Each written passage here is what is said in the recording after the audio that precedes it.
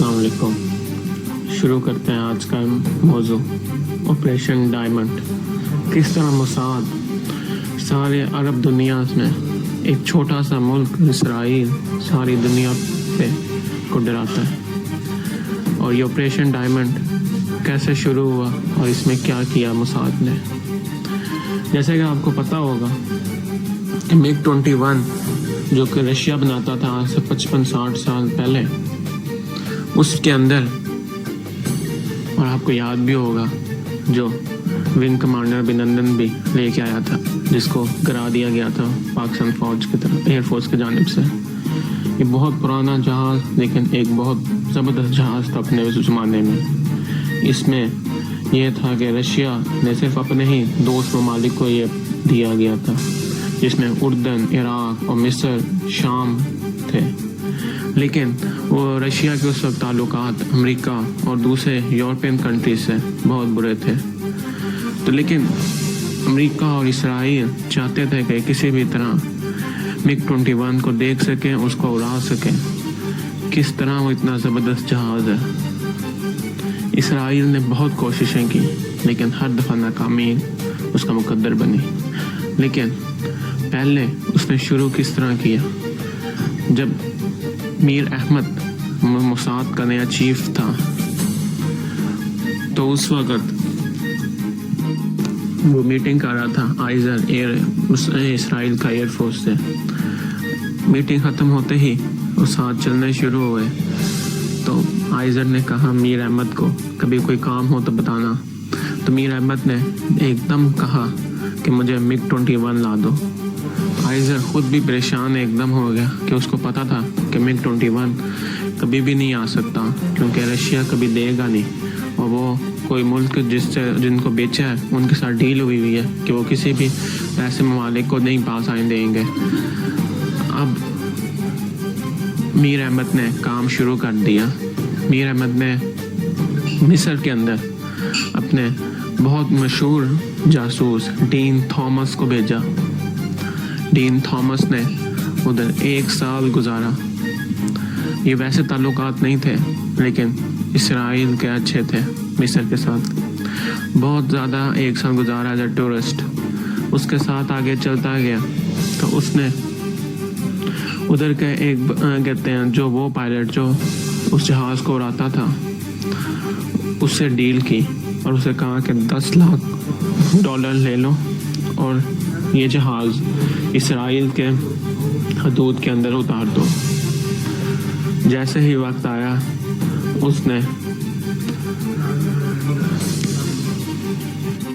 उसने फ़ौरन अपने हाई कमांडर्स को बता दिया, और उस वक्त डीन थॉमस को फ़ौजी अदालत में मिस्र के अंदर सज़ाए मौत सुनाई गई, और उसके वालिदैन और सबको लंबी कैद दी गई। उसके आगे चलते ही इसराइल और मोसाद एकदम परेशान हो गए कि उनका एक बहुत बड़ा और मशहूर जासूस डीन थॉमस को फांसी हो गई। उसके आगे बहुत देर बाद 1963-64 के अंदर तेहरान, पहले इराक के अंदर बगदाद के अंदर कोशिश की। मोसाद के 2 पायलट थे, उसके साथ कोई प्लान बनाया, लेकिन ऐसा ना हो सका। उन्होंने आखिरी टाइम पे डर गए, लेकिन अब मोसाद को था कि पहले ही एक दफ़ा मसला पड़ गया, तो इस दफ़ा उन्होंने मोसाद ने दोनों इराकी पायलटों को जान से मार दिया, ताकि यहाँ किसी को और बता ना सके। फिर काफ़ी टाइम गुजरने के बाद 1964 के अंदर तेहरान के अंदर एक यहूदी लड़का था। वो चाहता था कि वो इसराइल के लिए कुछ काम करे। तो उसने बताया कि मेरी एक दोस्त है लड़की, जो इराकी एक पायलट है, जहाज़ उड़ाता है MiG-21, उसकी बीवी है और वो क्रिश्चियन है। ये बात सुन के मोसाद और उनके दूसरे इसराइल को बहुत खुशी हुई। उन्होंने कहा कि अब तो काम हो सकता है। उन्होंने अपने उधर अमेरिका से एक मोसाद की जासूस लड़की को भेजा और उससे कहा कि उससे दोस्ती करो। और उस ये जो असाई जो पायलट था, जो عراق میں MiG-21 اڑاتا تھا. اس کا نام منیر ریڈفا تھا. منیر سے اس نے 1 سال پورے دوستی کی, بہت قریب تک پہنچ گئی. منیر کو ساری بات ہر ایک پہلو کا سے پوچھا. منیر کا مسئلہ یہ تھا کہ منیر عیسائی تھا اور عراق میں اس کی پروموشن نہیں ہو رہی تھی. وہ اس وجہ سے کہ وہ عیسائی ہے اور وہ مسلم ملک ہے. اس بات کو منیر بہت برا سمجھتا تھا اور بری نظر سے دیکھتا تھا. اس بات کو آگے چلتے چلتے اور یہ بات موساد نے پکڑ لی, اور موساد نے آخر میں اس کو کہا کہ تمہیں ہم $10 لاکھ دیں گے اور اس کے ساتھ ہم تمہیں اسرائیل میں نیشنلٹی دیں گے. اس نے اس بارے بہت سوچا. اس کے بعد اس نے کہا کہ میری نیشنلٹی نہیں, میری پوری فیملی جس میں میرے پیرنٹس بھی ہوں گے. یہ بات مشکل ہو گئی موساد کے لیے, کیونکہ جو ایسے بڑے بڑے طیارے اڑاتے ہیں ان کی اپنی جاسوسی بھی ہو رہی ہوتی ہے. لیکن ان کو تھا کہ اس دفعہ MiG-21 اسرائیل میں اتارا جائے. اس بات کو انہوں نے کہا ٹھیک ہے. تو انہوں نے ریڈفا کے ماں باپ کو علاج کے لیے یورپ بھیجا. وہاں سے چیکنگ کرائی اور یورپ بھیج دیا. اس کے فوراً بعد ان کے بچے اور بیوی کو ایسے بھیجنا بہت برا ہو سکتا تھا, تو انہوں نے ان کو ایز اے ٹورسٹ ویزا کے لیے بھیج دیا. اس کے فوراً بعد پھر طے کیا گیا کس دن, اور اس دن ریڈفا کے 16 دسمبر کو فلائٹ تھی MiG-21.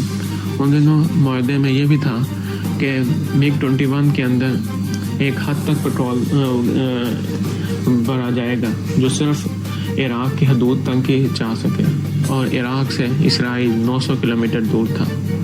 اب یہ ایک بہت بڑا مسئلہ تھا اور نہ کسی دوسرے ملک میں اتارا جا سکتا تھا. تو اس کے لیے, اور عراق کی قوم کو جب کہا جاتا تھا کہ تم رشیا کی غلامی ہی کرنا, اس کا ہی ماننا, تو اس بات پر ان کو غصہ آ جاتا تھا. تو یہی بات ریڈفا نے اس دن 16 دسمبر کو اپنے جو پیٹرول بھر رہے تھے ان کو کہا کہ تم اپنے انہیں کی بات ماننا رشین کی. اس بات پر انہوں نے پوری ٹینکی بھر دی اور آگے چلتے اس نے جہاز کو اڑایا تو ایک روٹ دیا جاتا ہے, اس روٹ سے وہ ہٹ گیا. بار بار کنٹرول ٹاور نے کہا کہ آپ روٹ سے ہٹ رہے ہیں. 3 دفعہ کہا, تیسری دفعہ ریڈفا نے اپنا کنٹرول سسٹم بند کر دیا اور کمیونیکیشن سسٹم بند کر دیا. اس کے فوراً بعد ہی انہوں نے کہا کہ اگر آپ نے نہیں مانا تو ہم اڑا دیں گے. تو موساد نے کیا کیا, جو شام کا ہیک کر دیا اور جارڈن کو بتا دیا کہ یہ, کیونکہ اس وقت سیریا کے پاس بھی MiG-21 جہاز تھا, اور سیریا کو بتا دیا کہ سیریا کی یہ فلائٹنگ ہے. تو اس بات کو وہ چلتے گئے اور رات کے وقت, مغرب کے وقت موساد کا وہ جاسوس اور عراقی پائلٹ نے اسرائیل کے اندر MiG-21 آخرکار 3 سال بعد جس کی کوشش کی وہ اتار لیا. اس کے بعد موساد کا جو چیف تھا میر احمد اس دیکھ کو بڑا خوش ہوا. اس نے اس کو کہا کہ اپنا جو ٹرینی پائلٹ تھا اس کو کہا کہ یہ دیکھو, اس کے سیکھو ریڈفا سے کہ یہ کس طرح جہاز اڑتا ہے, کیسے ہوتا ہے. اور 1 گھنٹے کی ٹریننگ میں اس نے سیکھ لیا اور جہاز کو اڑا کے واپس لے آیا. اور اسی طرح آپریشن ڈائمنڈ کا اختتام ہوا. شکریہ.